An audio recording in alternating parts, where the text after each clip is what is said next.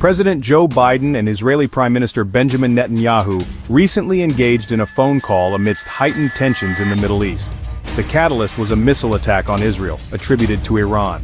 The White House confirmed the call but remained guarded about specifics. Israel's defense minister Yoav Gallant hinted at a forceful response. The missile attack has brought tensions between Israel and Iran back to the forefront.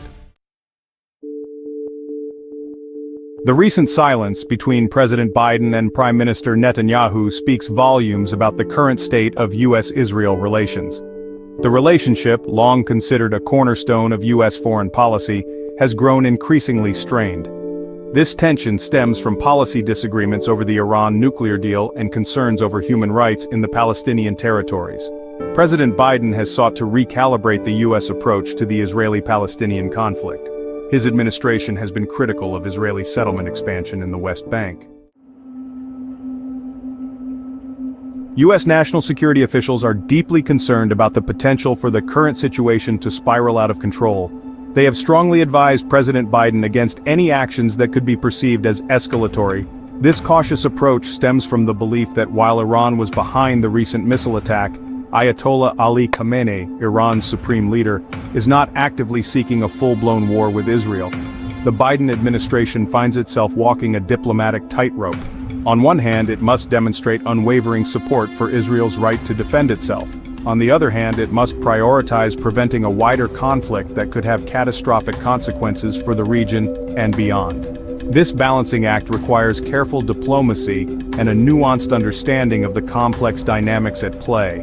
The international community is watching closely, urging all parties to exercise restraint and prioritize de-escalation. The coming days will be a critical test for diplomacy and for the Biden administration's ability to navigate this volatile situation. Section 4: Israel's response, a balancing act. Israel, facing the direct threat of Iranian aggression, must now carefully consider its response. While the recent missile attack resulted in minimal damage, it serves as a stark reminder of the ever-present danger posed by Iran and its proxies. Defense Minister Gallant's cryptic video message has only served to amplify anxieties. His words, while short on specifics, clearly indicate that Israel is prepared to respond to Iranian aggression with significant force. This has led to widespread speculation about the nature and scale of Israel's planned retaliation, further fueling uncertainty in the region. One possibility being considered is surgical strikes against Iranian military facilities or those of its proxies, such as Hezbollah in Lebanon. The international community is watching Israel's next move with bated breath. The hope is that cooler heads will prevail, and that Israel will choose a measured response that avoids further escalation. Section 5: Echoes of a Turbulent Past. The current crisis is but the latest chapter in a long and bitter rivalry between Israel and Iran. The two nations have been locked in a shadow war for years, engaging in covert operations, cyber attacks, and proxy conflicts throughout the Middle East. This history of mistrust and hostility casts a long shadow over the current situation, making the path to de-escalation all the more treacherous.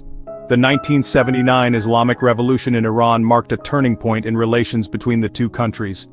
The new Iranian regime, led by Ayatollah Ruhollah Khomeini, viewed Israel as an illegitimate entity and vowed to support its demise.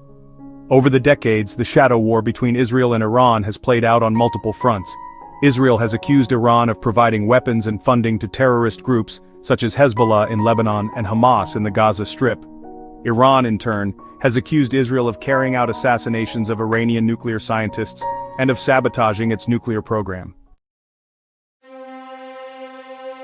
Section 6: An Uncertain Horizon. As the world watches anxiously, the situation in the Middle East hangs precariously in the balance. The outcome of the recent phone call between President Biden and Prime Minister Netanyahu remains unclear, and the potential for miscalculation or unintended escalation is high.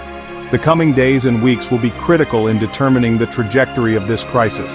The international community must use all available diplomatic channels to urge restraint and de-escalation. However, diplomacy alone will not be enough.